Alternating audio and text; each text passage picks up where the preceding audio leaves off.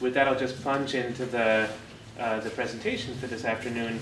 And what I'm going to do is sort of outline how unrealistic what I'm going to describe is at the very beginning. That will be my initial point, but try to justify why it's worth speaking in unrealistic terms at the moment about U.S.-Russian relations. And when we wish for more realism, we can indulge that in the discussion period. So my first point, initial point, is that diplomacy and diplomatic thinking, sort of by definition, has to proceed from the political actualities that are there, which is to say, the nature of the White House, nature of the Pentagon, nature of the State Department, the personnel, the political climate, the nature of opposition to those who are in power, the personalities who occupy these offices. All of that is crucial, and it's really where our analysis should begin at the moment of U.S.-Russian relations.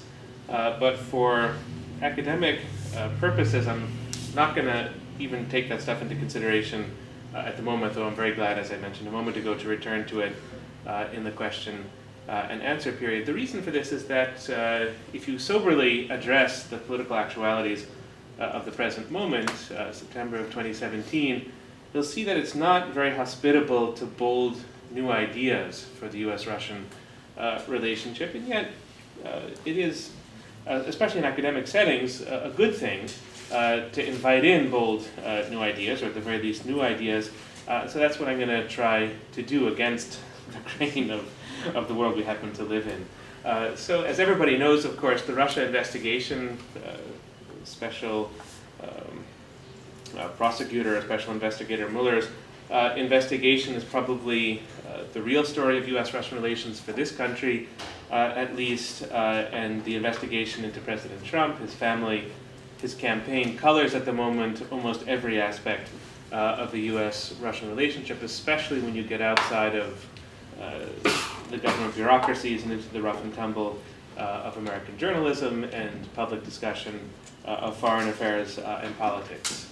That may not be a good thing for American diplomacy, probably it isn't, but it's, I think, close to an objective fact. In addition, and I don't wish to speak as a former Obama person, I don't wish to speak polemically against the Trump administration at all, but I think this too has the status of an almost objective fact that by the day, we seem to have fewer and fewer diplomats working on both sides of this relationship, that the Russians have expelled, 450 American diplomats or 450 employees of American embassies and consulates in Russia.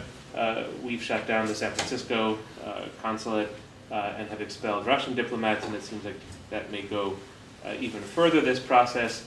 And in addition to that, if you look at the personnel decisions President Trump has made at the highest levels, you have a non-diplomat as Secretary of State, and the key figures in foreign policy in the American government at the moment are all military. It's Kelly, McMaster, and Mattis, who one has the impression are calling the shots, and these are not, although they're skilled diplomats, I'm sure, these are not traditional diplomats, and so you could say the infrastructure for traditional diplomacy is being minimized on both sides, and this also reduces the prospects for any kind of diplomatic action or progress. Likewise, though for different reasons, the expert community, the Russian expert community in this country is for the most part, if you read their work and go to their events in Washington, disaffected with the current situation, disgusted with the Trump administration, and in no mood to offer recommendations to the Trump administration. It's a more subjective point, but it's simply my impression.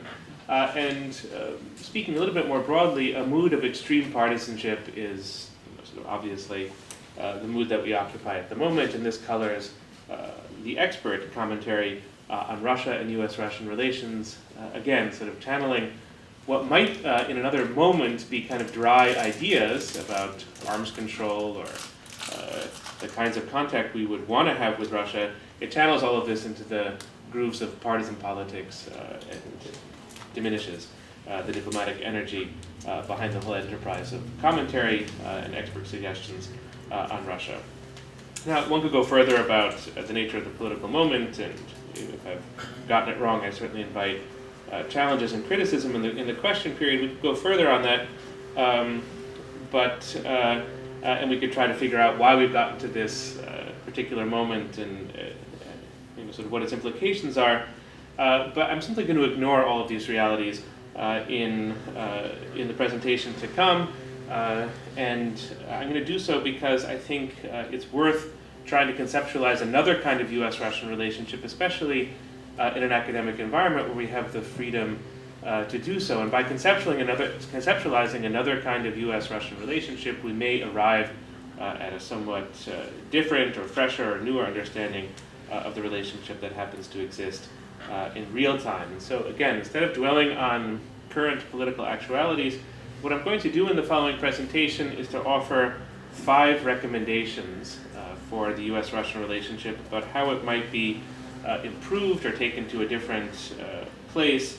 And these recommendations are as follows. I'll just lay them out now and then go into detail about each of the 5 recommendations in a moment.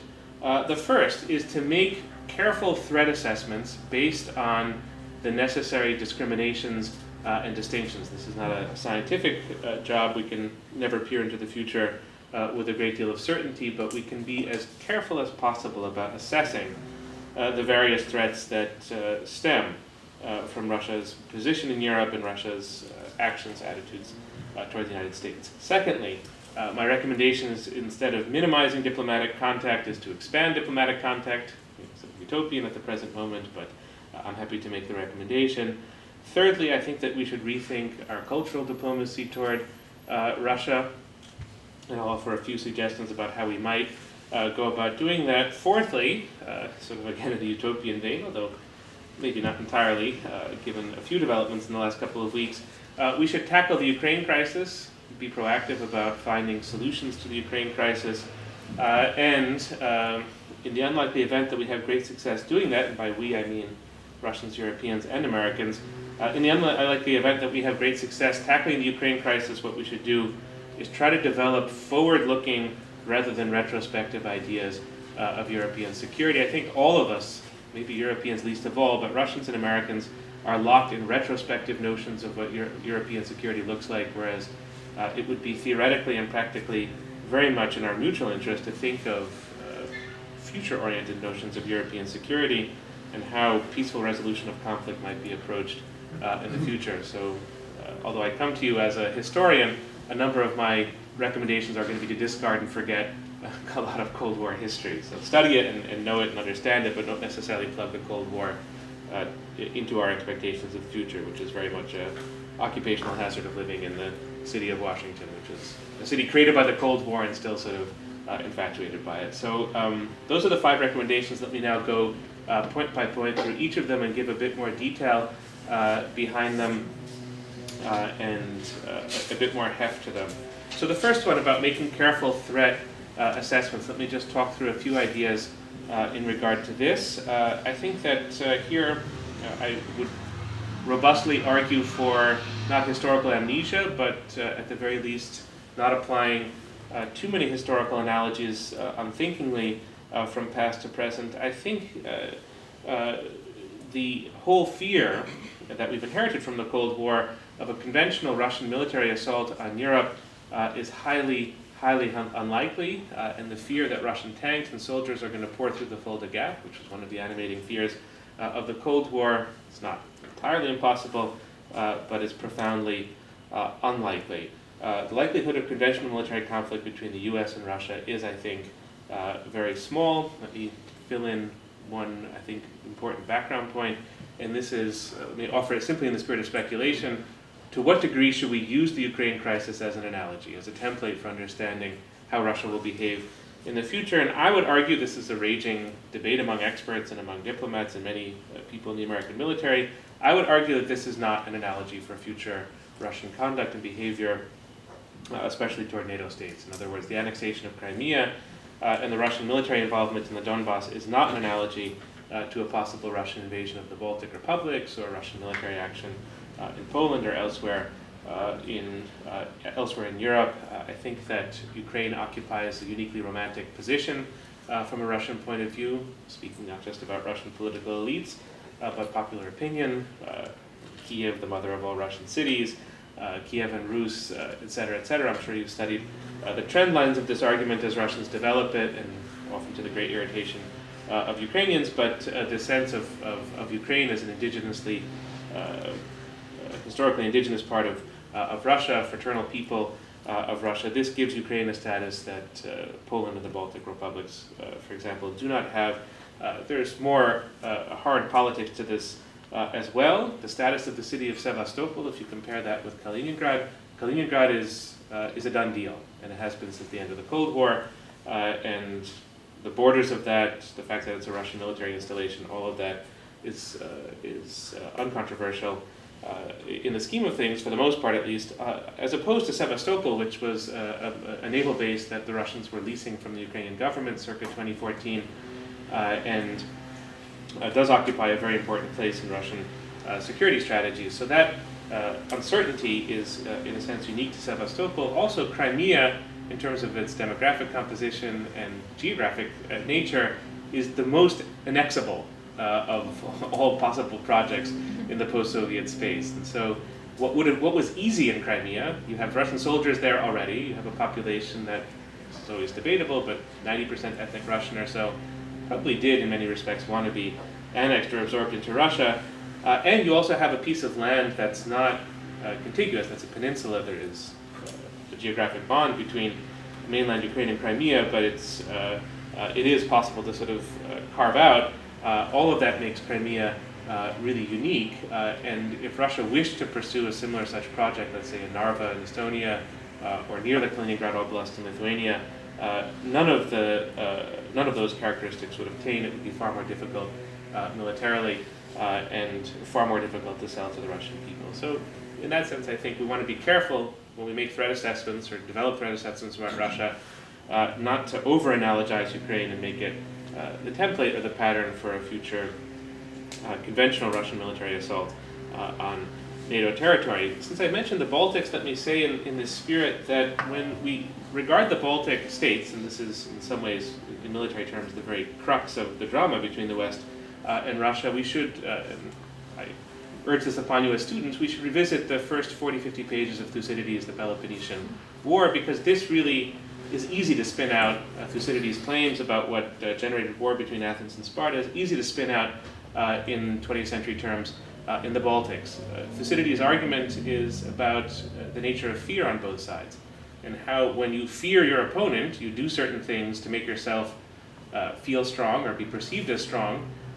Those actions in turn create fear on the part of the opponent, who does certain things to make himself feel strong, be perceived as strong. Those fears are then intensified on the other side of the border until you get to war. And so I think if we get threat assessments wrong in the Baltics, what we risk is an escalatory spiral on both sides, where mutually reinforcing fears will start to make war feel like the inevitable solution to the problem. It's not, I think, something that's likely to happen, but it's something that could possibly happen. And so for students of strategy and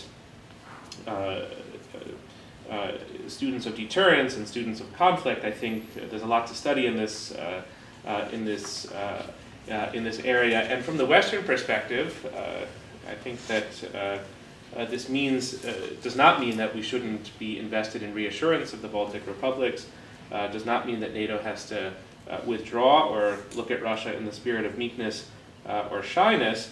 But it does mean from the Western side that we have to factor in what the nature of the Russian fears are. If we're to avoid an escalatory spiral in the Baltics, we have to be very precise and use the spirit of theoretical, intellectual distinction, discrimination, to figure out what the exact Russian fears are. And in my view, not to go into detail, they crystallize around the city of Kaliningrad and access to the city of Kaliningrad. So anything that affects access to Kaliningrad from a Russian point of view, the train that runs through Lithuania from via Belarus from Russia to Kaliningrad is a very sensitive matter for Russia and should be understood in particular ways in the Western side. And also, in a point that's commonly made about the city of Narva, sort of ethnically Russian-speaking city in the far eastern area of Estonia, it is a salient detail that Narva is some 170, 180 kilometers from St. Petersburg.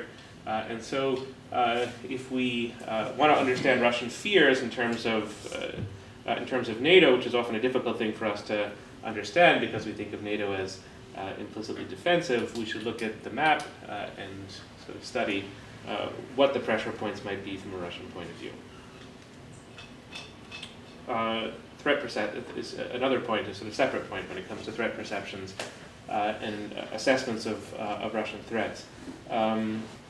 Conventional military assault, I think, falls on the very unlikely side of the spectrum.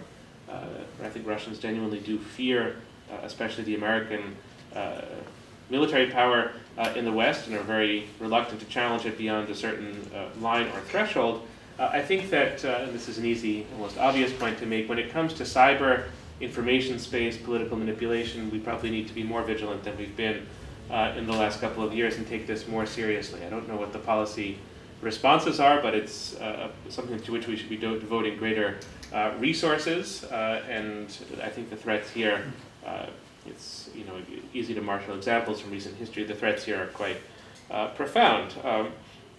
I think they accrue especially to the states that are geographically close to Russia, so the Baltic states have already experienced a lot of cyber interference, political manipulation. We know from recent months that it seems almost definite that Russians attempted to stage a coup in Montenegro. So there is a lot of activity on the Russian side, and we have to be aware of it and not be naive about it, and develop all kinds of tactics and vigilance to counter this threat. Obviously, Russian capacities are going to improve over time. Russia has devoted enormous resources to cyber, and they have great skill in this domain. They're going to get better at it. And I think that we have basically no power to control or shape Russian motivations. We have no leverage over Russia in terms of how they're going to use their improving capacities. But what we can do is think as cleverly, as shrewdly as possible about how to defend ourselves. And we can also, this is again an easy sell to an academic audience, we can also do a lot to understand why Russia uses these tactics, or we can do more to understand why Russia uses these tactics. I think the simplistic argument would be Russia does this because it's Russia, and Putin served in the KGB, hence he uses all kinds of intelligence tactics. That's too simple, not permissible for us in the academic sphere. We need to be more detailed and nuanced in how we understand this. Let me complete this point with just an example that I can say from having worked on the sanctions issue at the State Department. Washington very much enjoyed the economic asymmetry of the U.S.-Russian relationship when it imposed economic sanctions on Russia, because there's nothing that Russia can do economically to counter the sanctions. We don't depend on the Russian financial system. We have almost no trade and business in Russia. There's just not much Russia can do to hurt us in the way that we're able to hurt Russia economically. And so we sort of thought on that premise that over time Russia's going to yield because we have superior economic force. What I think is a more valid assumption is that if we're going to exploit our asymmetries, Russia will exploit its asymmetries. And when it comes to cyber and interference in the democratic affairs of open societies, Russia has enormous asymmetric advantages. But for us to expose Putin's corrupt financial dealings or aspects of Putin's private life that might be embarrassing would probably get us nowhere. Russia doesn't really have elections in the way that we do. So manipulation of public opinion there is not going to take you so far, whereas there's an enormous amount that Russia can do at any democratic election in the West. And so it would have been a reasonable assumption to imagine that Russia would attempt to match our asymmetric economic advantage with its asymmetric cyber advantage. So we can be smart about what Russia's motivations may be, or how it approaches its capacities, and sort of anticipate where it's going to use active measures and such in the future. We can do much better than we've done in the last couple of years. Finally, we need to be very careful in terms of understanding what Western vulnerabilities are and the relationship between Western vulnerabilities and Russian opportunism. So it's a moving equation, and we want to be we should be very careful about how we understand the Western part of this equation. As I mentioned a moment ago, the vulnerabilities of the Western side are the vulnerabilities of open societies. I don't think that we're going to want to close ourselves off, although there's interesting speculation at the moment about kicking out Sputnik and certain Russian media enterprises, which I think is not the right way to proceed, but it's under discussion. And some of the Western vulnerabilities stem from the corruption and venality of Western politicians. We could debate whether Gerhard Schroeder is going to work for Rosneft and Gazprom is corrupt or not, but it is a kind of vulnerability, and Germany is much better defended than many countries to its east and to its south. But most of all, our vulnerabilities stem from internal divisions.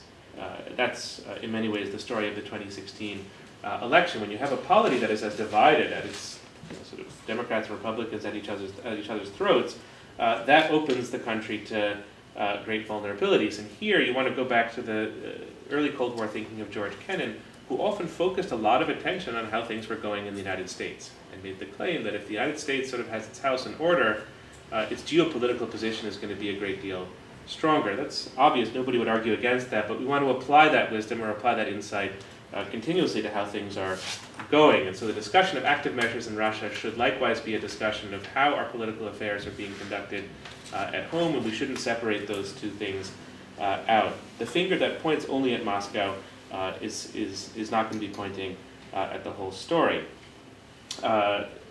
President Trump, I think, needs to curb his divisive domestic political rhetoric at home.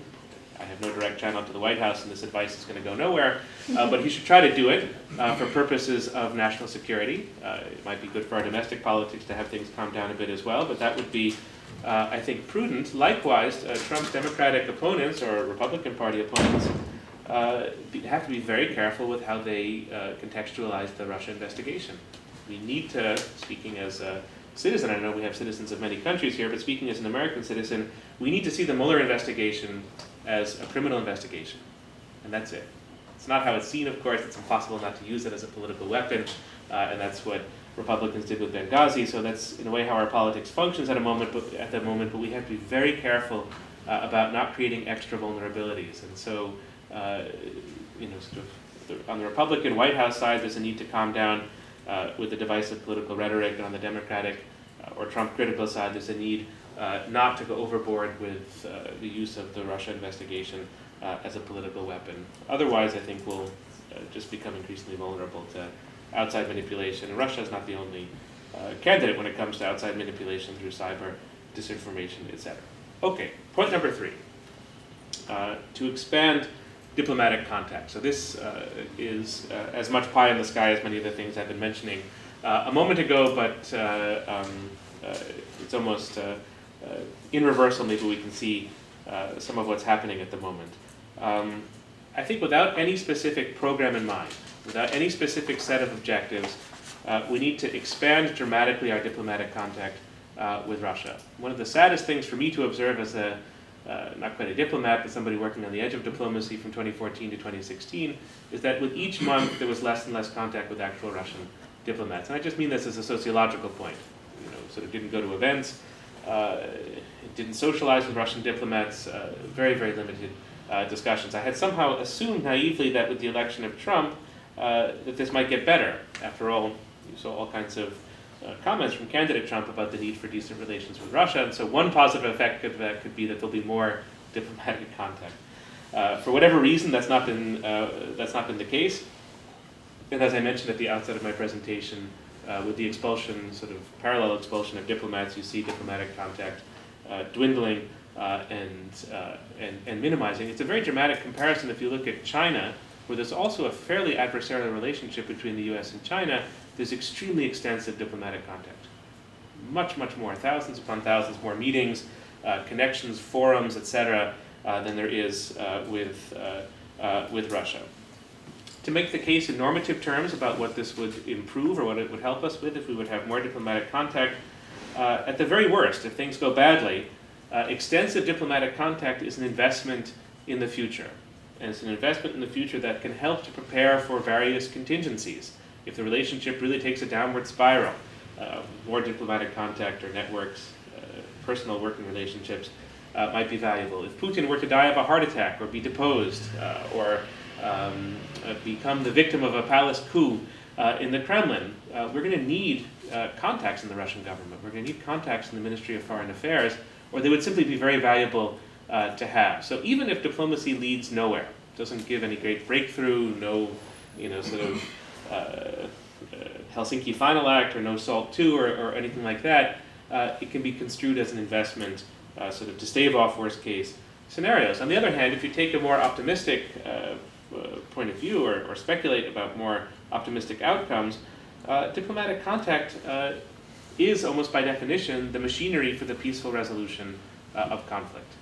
And if both sides, I think the criticism can go both ways, militarize the relationship, put it in the hands of the military, you do, I think, run a greater temptation that the answer to every problem will come to seem like a military answer. So looking at things more positively, if we wish to have a creative or positive rather than a destructive or negative diplomatic agenda between Washington and Moscow, the only people who are going to do that are going to be diplomats. And so we need to invest in that as a potentiality, as a possible vehicle of improvement in the relationship. And I mentioned Helsinki a moment ago. This is the treaty, the diplomacy that results in the securing of Europe's borders in 1975. Helsinki diplomacy was agonizing, it was boring, it was mind-numbing. The American government didn't expect it to work, the Russian government Soviet government was skeptical, and yet it somehow happened. And 2 years of sort of grinding diplomacy led to something quite worthwhile. It's still the benchmark for issues of sovereignty in the European space. So we need to create the conditions to make that kind of thing possible. It may not happen, it may not come to pass, but we need to create those conditions, and sadly we're really not doing that at all at the moment. We should remember, diplomatically speaking, that Russia, and of course US students of the country, I think can see this clearly, the Russian government is not a monolith. The Russian Ministry of Foreign Affairs has many different attitudes towards the crisis in Syria and the crisis in Ukraine from the Russian Ministry of Defense. That's the same in the American government. The State Department and the Pentagon took two different positions on Syria under President Obama, and I can't speak for the State Department now, but I'm sure that they have their differences with the Pentagon in the present moment. Even within those worlds, these enormous bureaucracies of the Ministry of Foreign Affairs and Ministry of Defense, you have a wide spectrum of opinion. And in both the American and the Russian governments, you have the hardliners and you have the pragmatists. In Cold War terms, this was said about American diplomats during the Cold War, you had the squeezers and you had the dealers. Those who wanted to squeeze Russia, those who wanted to deal with Russia. So let's imagine that you have squeezers and dealers on both sides of the divide. Our diplomats should be seeking out actively the dealers on the Russian side. We should have a list of their names. We should be trying to encourage them. We should be trying to develop relations with them. And we should try to sort of build up their position such as we can in the Russian government. If we subordinate everything to the psychology of Vladimir Putin, we're going to miss that complexity in the Russian government. We're going to miss the opportunity to work with the dealers. And I think that there really are dealers over there. And I would offer the exact same advice to a Russian diplomat working in Washington, that they should be seeking out the dealers on the American side and trying to cultivate those relationships. There might be good reason on both sides to empower the squeezers. That's possible, but from a diplomatic perspective, you want to seek out, cultivate the dealers and see what work can be done with them. I think this is almost a boilerplate piece of advice, but it is important to my mind. I think government resources should be directed toward as much track 1.5 and track 2 diplomacy as possible. So this is diplomacy that combines academics, experts, think tankers, with people who are currently serving in government or sort of have served in government in the past. And since we're not far from Palo Alto, let me put it in local terms, if that's fair, we should think of track 1.5 and track 2 diplomacy using the metaphor of startups or venture capital. And what venture capitalists say, from their point of view, is that when they offer seed money or angel investing or whatever it's called, only one of their investments has to work for the venture to be profitable. And the assumption in business, especially with startups and new ventures and all of that, is that you're going to fail most of the time. But unless you're willing to fail and sort of investing in failure or investing in things that can fail, you may not have the possibility for success. And there are huge Cold War precedents for this. The pugwash diplomacy that led to some unexpected good results, the ping pong team that led to the opening of U.S. diplomatic relations with China, all kinds of strange stories of small-scale, informal, semi-official ventures that had consequences that were of value diplomatically. So the last thing that the U.S. government is ever going to do is behave like a venture capitalist, and the spirit of Silicon Valley is totally foreign to the spirit of Washington, for good or for ill. So this is unlikely. It's an unlikely spirit to pursue for the U.S. government, which is heavily bureaucratic and slow-moving and all of that. But I think seed money for diplomacy to the side of official diplomacy would be immensely valuable in these dark and ominous times for the U.S.-Russian relationship. Final word of advice in this regard that could be followed up upon by institutions such as the one where you're studying is that there's no annual security dialogue with Russia. So the State Department sponsors the annual security and economic dialogue with China, where all of the major Chinese officials, security officials, political officials are taken to Washington, and you have extensive conversations and discussions, a lot of which might be sort of diplomatic hot air in the spirit of diplomacy, but it builds relationships and creates networks and draws attention to the problems. We have nothing similar in the United States. There's Valdai, sort of an experts meeting that goes on, a very managed experts meeting that goes on in Russia. There's the St. Petersburg Economic Forum, which is an interesting Russian event. But we don't have anything in this country that forces us to deal with security questions and diplomatic questions. Why not? Why not have the annual Monterey Security Forum, where if you can do the jazz festival here in Monterey, you can certainly do a security forum of Russians and Americans. That would be a big ticket event where you get the major figures. I mean, the Munich Security Forum was it began as one sort of foreign affairs intellectuals' efforts to sponsor a discussion of security, and grew into something that's of real geopolitical stature. Why not think along these terms? Annual security forum or dialogue with Russia, where you would get people at least in the same room. Disagreement, reading from script, talking points, all of that would be par for the course, but think of it as network building, and I think it would be a venture of real value. Certainly I can't see any argument not to do that sort of thing. I don't think it would be money badly spent. It just might take a long time for it to bear fruit. Okay, point number 4,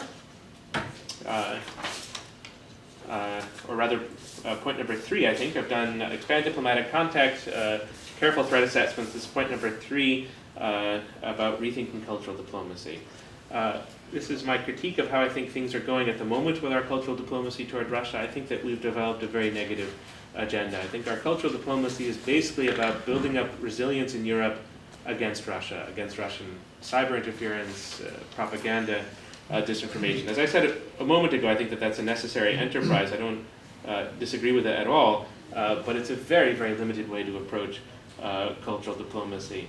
I think what we need to do is to develop a positive program that may not be very political, but a positive program for engaging Russia and Russians. That would be, in a sense, an alternative to many of the security challenges and threats that we face. And for this too, there is a Cold War precedent that if you look at Kennan and many of the early architects of the Cold War, they were scrupulous about distinguishing between the Soviet government and the Russian people.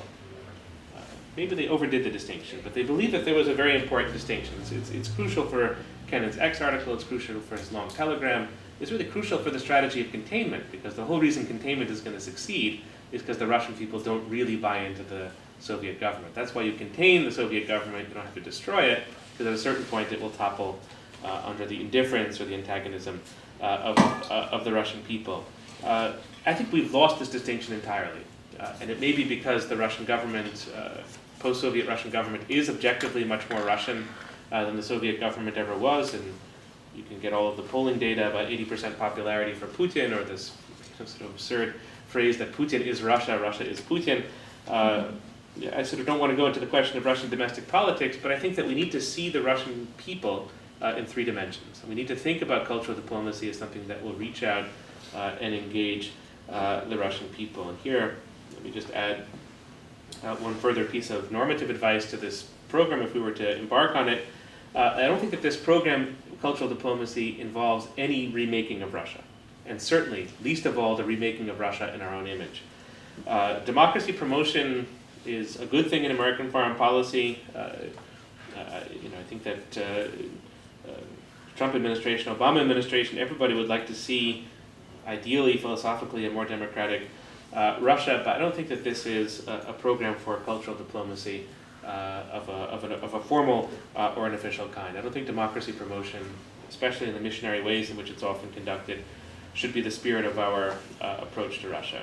We should not position ourselves in the role of parent or teacher to the Russian child or student. I don't think that this is so much of a danger in 2017, but it does characterize some of our approach in the 1990s. And we should also recognize how much damage some of these American proclivities have done in the past, whether it's the Russia of the 1990s or in more recent years. Here, I would commend to you, as students of the subject, David Fogelsong's book, "The American Mission and the Evil Empire." This is a Cambridge University Press book published in 2007 about American diplomacy and cultural attitudes towards Russia, and I quote from it. Fogelsong describes, quote, "a century-long American drive to penetrate, open, and remake Russia," end quote, starting in the 1870s. This has been an unsuccessful drive, and we should put it to rest.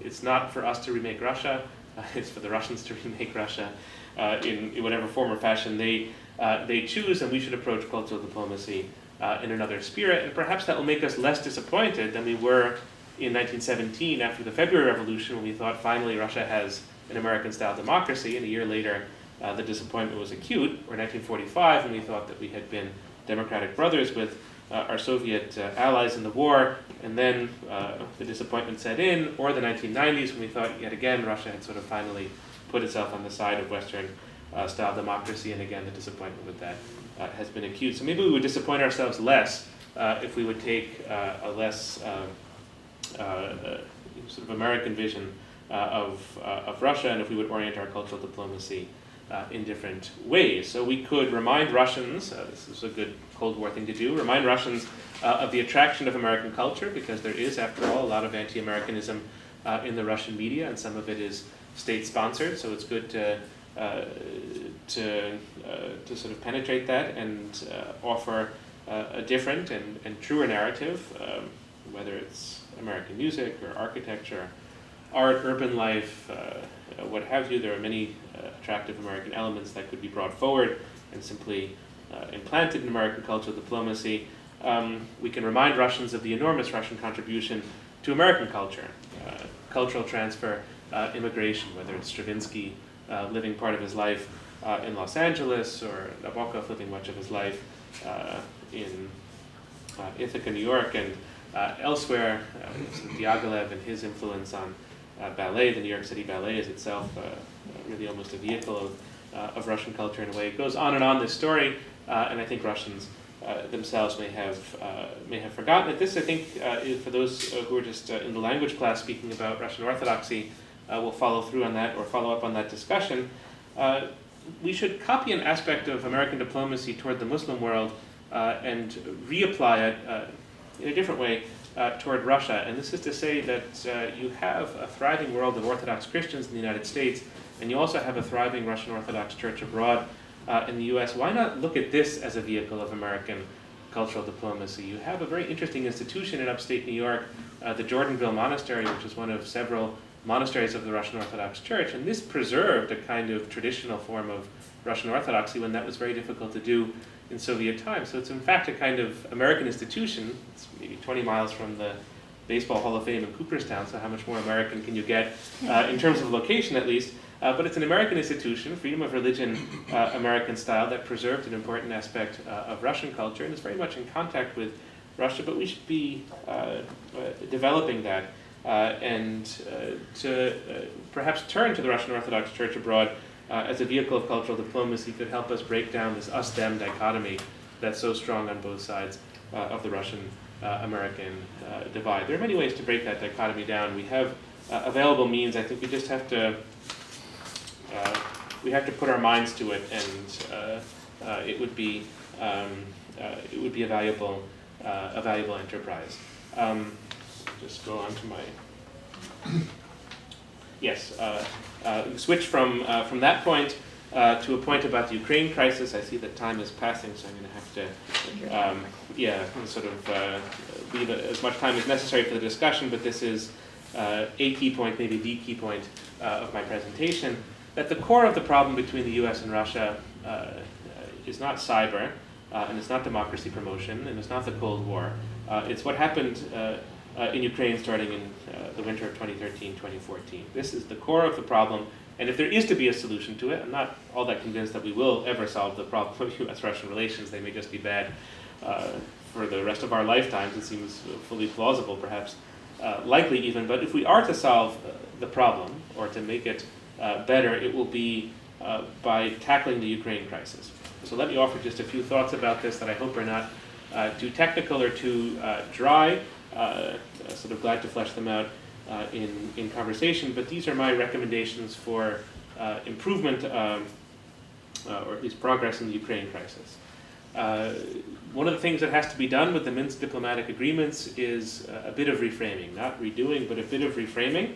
And for those who have followed this in the last couple of weeks, there's been an interesting suggestion from President Putin about UN peacekeepers, which may signal an interest on Russia's part of interest in a new round of Minsk diplomacy. I think nothing is possible until the German elections happen on, is it the 24th or 25th of September. And so until we have a new German chancellor or a newly elected German chancellor, I don't think it's possible to have a new round of diplomacy, but perhaps we may be heading in that direction. If so, we have to readdress the question of the deadline in Minsk, because the Minsk diplomacy set a deadline of December 2015, so it's now going to be 2 years overdue. That wouldn't be tolerable for a master's thesis or a dissertation. It's certainly not tolerable in this kind of a crisis. So the deadline has to be rethought and reapplied. That's, I think, unavoidable. The issue of sequence, and I don't want to go into too much detail about this, but Ukrainians and Russians disagree about sequencing in Minsk. And for those of you who have had the dubious privilege of reading the actual Minsk Accords, very short, 2-3 pages, it's probably the worst written diplomatic document imaginable. And it makes sense that they wrote it at 5 in the morning in Minsk after staying up all night because it's incoherent as you would expect. So even if you can't get Russians and Ukrainians to agree on sequencing, at the very least you could maybe come up with a document that makes a kind of fundamental textual sense, because we don't have that at the moment. And I mentioned a moment ago that peacekeepers may be a question that's on the table. That's, I think, a good thing.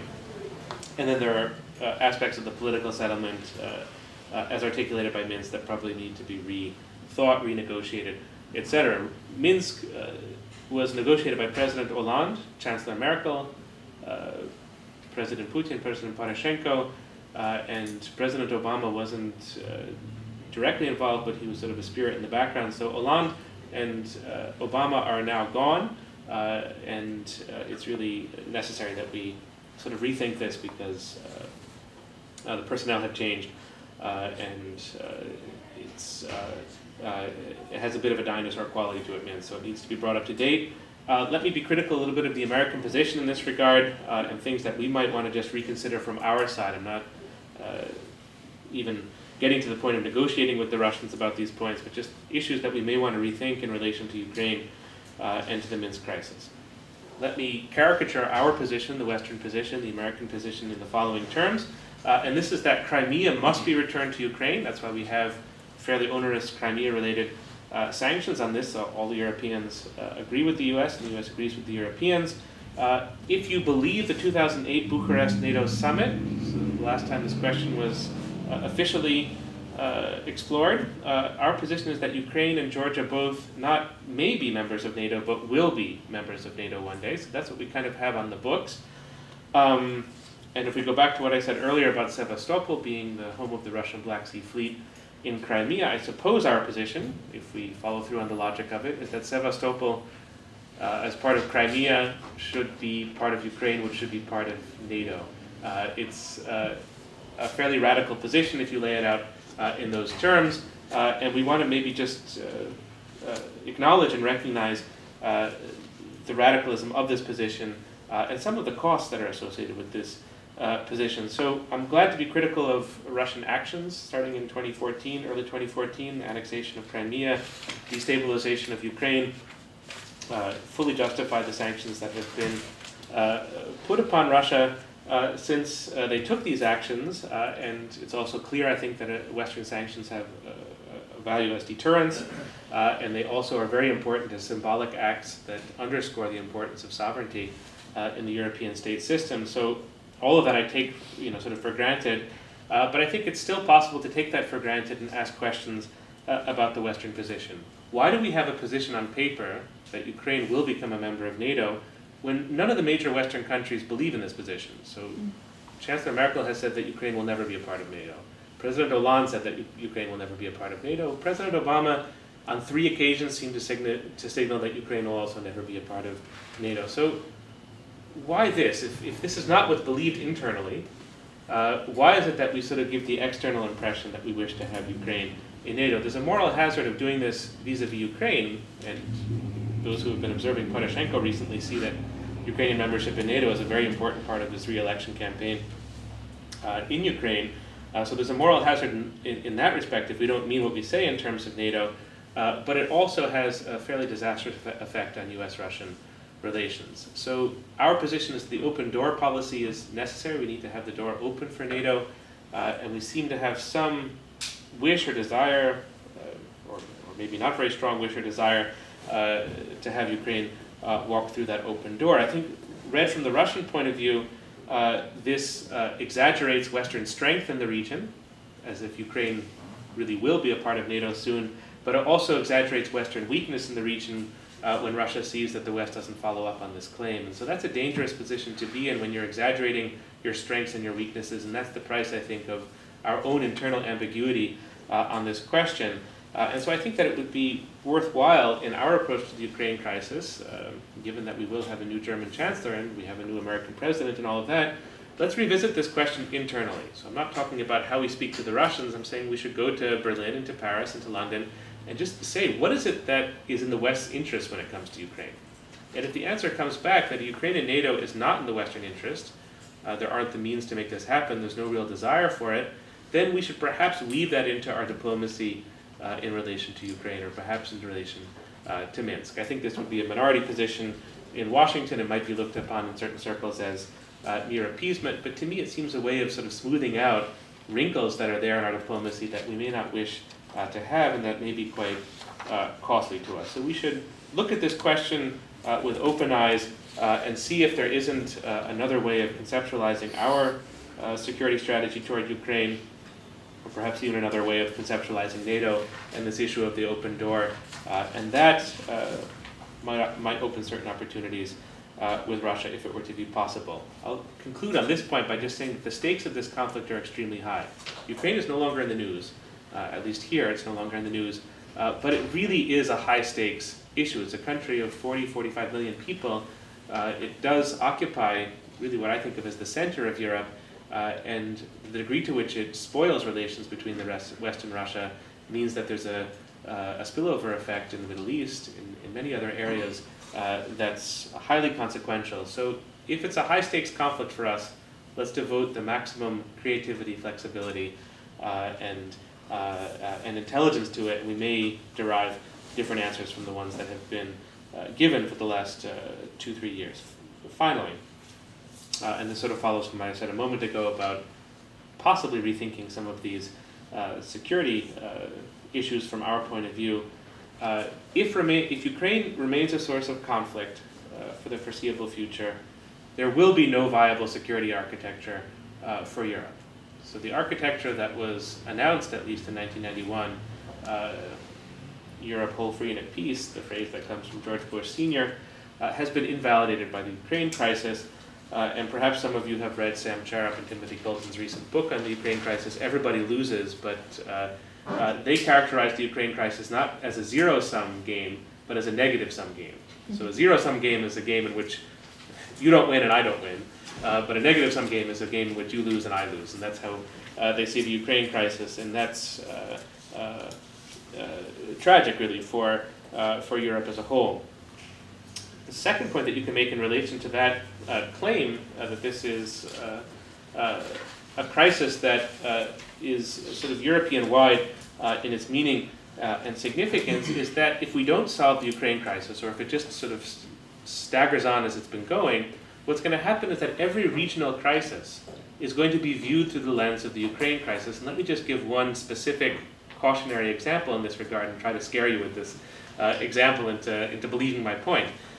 Because we have this ongoing crisis in Ukraine, where the West sees Russia as a hostile, untrustworthy actor, and Russia sees the West as a hostile, untrustworthy actor, if we were to have insecurity or instability in Belarus at the moment, I have little doubt now that we would just take our attitudes from Ukraine and implant them onto Belarus.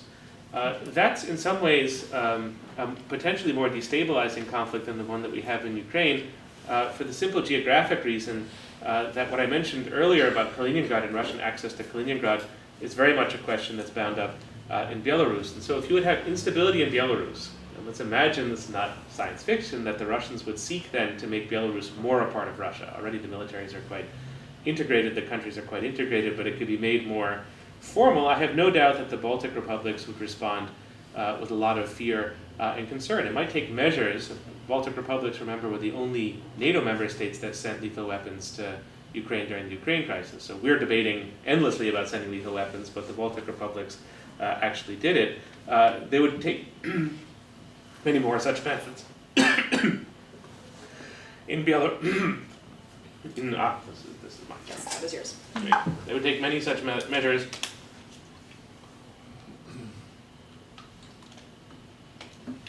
In Belarus, and because of the strategic significance of Kaliningrad, which does touch upon many issues connected to Belarus, I could imagine Russia being willing to take high-stakes military measures there. So it's not to say that we're going to go to World War III over Belarus because there's a crisis in Ukraine, but it is to say that a crisis in Ukraine is going to make any disagreement or instability in Belarus much more difficult to resolve. Whereas if we did have some degree of progress in Ukraine, what that might do is sponsor the kind of diplomatic discussion over places like Belarus that would be a joint Western-Russian discussion. I'm pretty convinced at the moment that there's no ongoing discussion between Russia and the West over Belarus. No contingency plans, no conversation about what would happen if Lukashenko were to be deposed or if he were to die. We didn't have those kinds of conversations, I think, for the most part with Russia in Ukraine prior to the Ukraine crisis. And that was a debit when the crisis began. So we're building up those debits.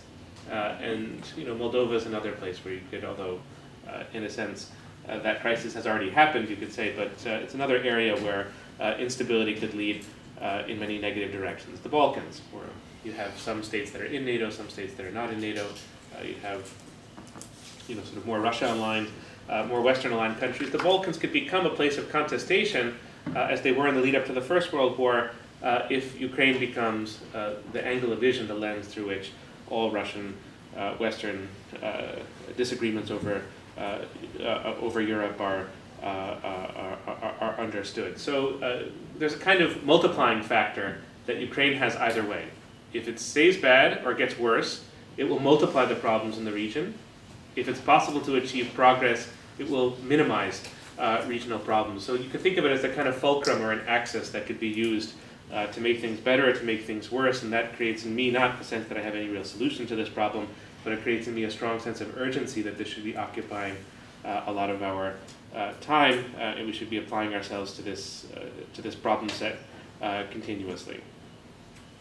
I think it's obvious that at this stage the template for our approach to Ukraine and to the region can no longer be the Eastern Partnership program, which is to say the sort of semi-integration of these states into the European Union, nor is NATO expansion, whatever we think of the open door. NATO expansion is not going to be the resolution to the problem of Belarus, Moldova, Ukraine, Caucasus, you could throw into that as well. So the recipes that we sort of half-heartedly devised from 2008 to 2014 of NATO expansion and the Eastern Partnership Program, these are dead, and we know at least that much, that we'll need new recipes. I would draw your attention here in the spirit of conclusion to a recent essay by the Russian International Affairs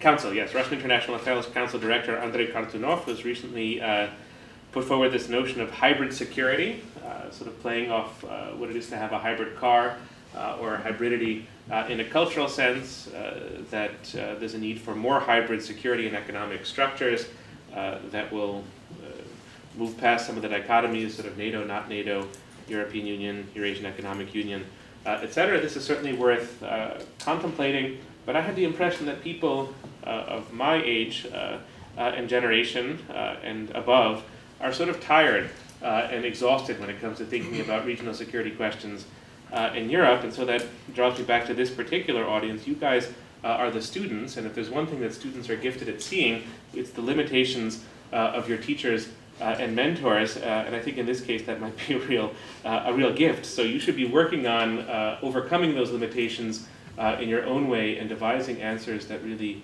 are suitable and make sense to the 21st century and don't lead to the kind of train wreck mentality on both the Russian and the Western side that's made some of these problems so intractable. So I end not with optimism about the crisis, but by optimism about what young people may be able to bring with that. So let me close on that note, and we think we'll have a bit of a pause, right? That's right, yes. I have so many questions. That was so brilliant, and I could leap right in, but I think what we'll do instead is follow the usual agenda and take a short break for about 10 minutes, and then if you can come back, we'll go into Q&A. So thank you, Michael.